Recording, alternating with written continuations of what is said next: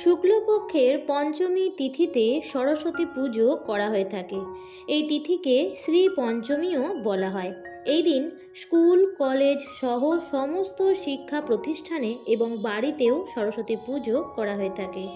নমস্কার বন্ধুরা, ভক্তিমূলক কথা চ্যানেলে জানাই আপনাদের সকলকে স্বাগত।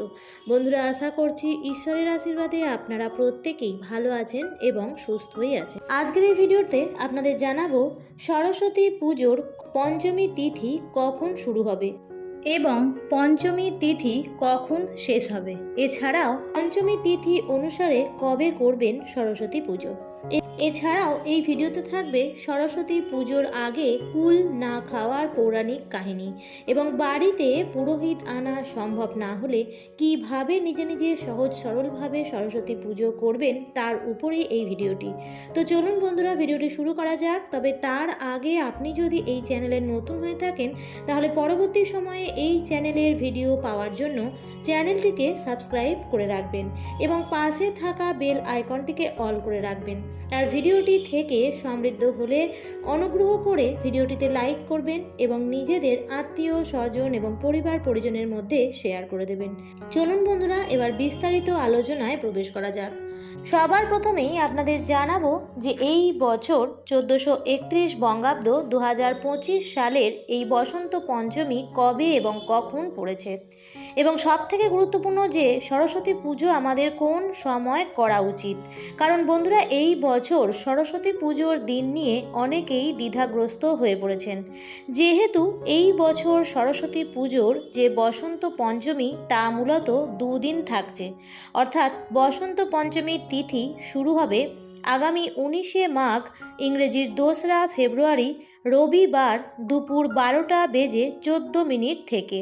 তাই রবিবার দিন যেমন দুপুরের পর থেকে সমস্ত দিন বসন্ত পঞ্চমী থাকছে, পাশাপাশি এই বসন্ত পঞ্চমী পরের দিন 3রা ফেব্রুয়ারি 20 মাঘ সোমবার দিন সকাল 9:59 পর্যন্ত থাকছে। সেই কারণেই অনেকেই এই বিষয়ে দ্বিধাগ্রস্ত যে এই বছর সরস্বতী পুজো কোন দিন করা প্রয়োজন, 19শে মাঘ রবিবার নাকি পরের দিন 20 মাঘ সোমবার, কোনটা।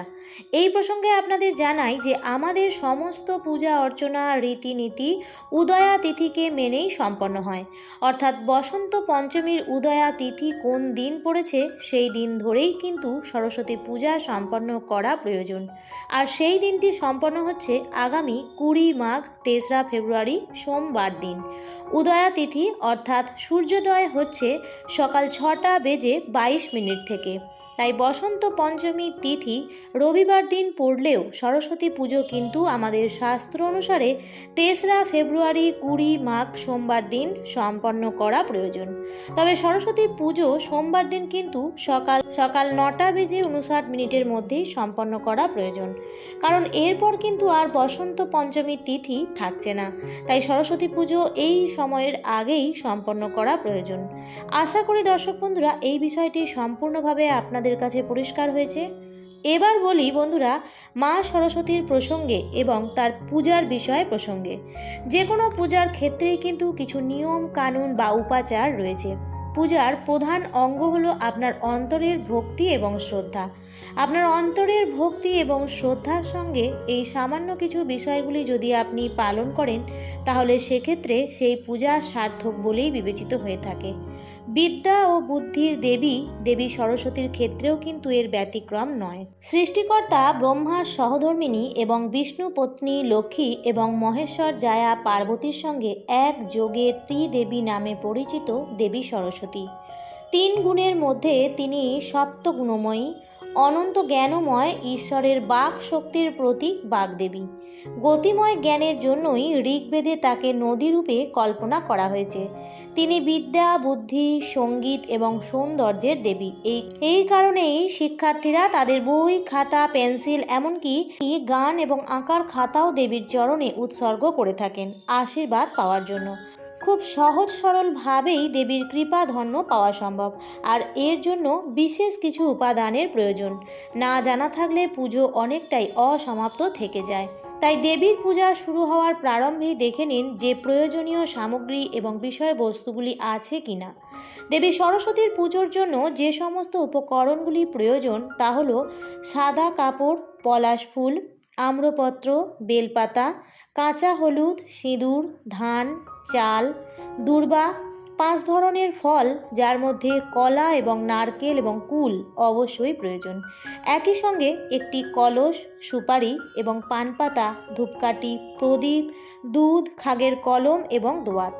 এরই পাশাপাশি কিছু বই, খাতা এবং হারমোনিয়াম যদি থেকে থাকে বা যদি অন্য কোনো বাদ্যযন্ত্র বাড়িতে থেকে থাকে তাহলে সেগুলিও দেবীর সামনে রাখতে হবে। এই সমস্ত সামগ্রী অবশ্যই আগের দিন জোগাড় করে নেবেন। এরপর সরস্বতী পুজোর দিন সকালবেলায় উঠেই স্নান করার নিয়ম। এই দিন অবশ্যই সকালবেলায় স্নান করা প্রয়োজন, কারণ সমস্ত পুজোর ক্ষেত্রেই এই বিষয়টি একেবারেই প্রযোজ্য। স্নান করার পরই পূজা করা প্রয়োজন। বিশেষ করে সরস্বতী পূজার ক্ষেত্রে পুষ্পাঞ্জলি দেওয়ার জন্য সকালে স্নান করা আবশ্যক। স্নানের জলে এই দিন নিম পাতা ও তুলসী পাতা দেওয়ার নিয়ম আছে, এতে জলের শুদ্ধিকরণ ঘটে। এছাড়াও স্নান করার আগে মুখে ও গায়ে যদি নিম ও কাঁচা হলুদ বাটা মাখতে পারে তো সেক্ষেত্রে আরও ভালো হয়। এতে আমাদের দেহের শুদ্ধিকরণ ঘটে এবং শরীরের কোনো রকম ইনফেকশন থেকে থাকলে এই মিশ্রণ রক্ষা কবচ হিসেবে কাজ করে। স্নান করার পর যে বস্ত্র পরিধান করবেন সেই বস্ত্র যদি সাদা বা হলুদ বস্ত্র হয় তাহলে সেক্ষেত্রে সব থেকে ভালো, কারণ দেবী সরস্বতীর প্রিয় রং সাদা এবং হলুদ। যে কারণে আপনি লক্ষ্য করে দেখবেন অধিকাংশ ক্ষেত্রেই দেবী সরস্বতীর বস্ত্র হিসেবে এই দুটি রঙের মধ্যে কোনো একটি অবশ্যই থাকে। এরপর পুজোর জায়গাটি প্রথমেই ভালোভাবে পরিষ্কার পরিচ্ছন্ন করে নিয়ে একটি ছোট জলচৌকি বসাতে হবে, তবে এটি আবশ্যক নয়। এরপর একটি সাদা কাপড় পেতে নিয়ে তার উপর দেবী সরস্বতীর মূর্তিটি স্থাপন করতে হবে। দেবীর মূর্তিকে ফুলের মালা পরিয়ে সুসজ্জিত করে এবং পূজার স্থান ভালোভাবে হলুদ, সিঁদুর এবং চাল দিয়ে আলপনা দিতে হবে। আপনি এই আলপনার কাজটি আগের দিনও সেরে রাখতে পারেন। এছাড়াও উক্ত স্থানটি ফুল দিয়ে সাজিয়ে নিতে হবে এবং বই, খাতা, পেন, পেন্সিল এমনকি যে কোনো প্রকার বাদ্যযন্ত্র ঠাকুরের মূর্তিটির পাশে রেখে দিতে হবে এবং সেখানেও ফুল দিয়ে সাজিয়ে দিতে হবে। কালির দোয়াতগুলিও দুধ দ্বারা পূর্ণ করতে হবে, তাতে খাগের কলমগুলিও রাখতে হবে। এই কালির দোয়াতগুলি ঠাকুরের মূর্তির সামনেই রাখতে হবে। এরপর কলস বা ঘট জল পূর্ণ করে তাতে প্রথমে আমের পল্লব দিতে হবে এবং তার উপর পানপত্র রেখে একটি সুপারিও রাখতে হবে। এরপর ফুল ও দূর্বা রাখতে হবে। দেবীর মূর্তির পাশে যদি গণেশ ঠাকুরের মূর্তি রাখতে পারেন তাহলে সেক্ষেত্রে আরও ভালো হয়, তবে এটি আবশ্যিক নয়। এরপর পূজা আরম্ভ করবেন এবং ফুল বেলপাতা দিয়ে গণেশ ঠাকুরের চরণে তা অর্পণ করবেন, কারণ পূজা আরম্ভ করার আগে আমাদের শাস্ত্রে বর্ণিত আছে যে কোনো পূজার আরম্ভেই কিন্তু গণেশজিকে আরাধনা করতে হয়। যদি গণেশজির মূর্তি থাকে তাহলে সেক্ষেত্রে তার পায়ে অর্পণ করবেন, আর যদি না থাকে তাহলে মনে মনে স্মরণ করে আপনি গণেশজিকে ফুল এবং বেলপাতা অর্পণ করতে পারেন। এরপর একইভাবে ফুল বেলপাতা একে একে বাগদেবীর চরণে অর্পণ করে পূজা আরম্ভ করতে হবে। এর সাথে দেবীকে আরাধনার মন্ত্র উচ্চারণ করতে হবে। এরপর ধূপ প্রদীপ জেলে ফল, মিষ্টি ও নৈবেদ্য অর্পণ করে সবশেষে পুষ্পাঞ্জলি দিতে হবে। এ তো গেল বাড়িতে পুরোহিত ছাড়া সহজ সরলভাবে কিভাবে সরস্বতী পুজো করবেন তার উপায়বিধি। এরপর আপনাদের জানিয়ে দেব সরস্বতী পুজোর আগে কুল খাওয়া উচিত নয় কেন। বিশেষ করে বিদ্যার্থীদের সরস্বতী পুজোর আগে কুল খাওয়ার বারণ থাকে। বন্ধুরা, পুরাণ অনুযায়ী দেবী সরস্বতীকে তুষ্ট করার জন্য মহামুনি ব্যাসদেব বদ্রিকাশ্রমে তপস্যা করছিলেন। তপস্যা শুরুর আগে তার তপস্যা স্থলের কাছে একটি কুল বীজ রেখে দেবী একটি শর্ত দেন। এই কুল বীজ অঙ্কুরিত হয়ে চারা এবং চারা থেকে বড় গাছ এবং বড় গাছ থেকে ফুল আর ফুল থেকে নতুন কুল হবে।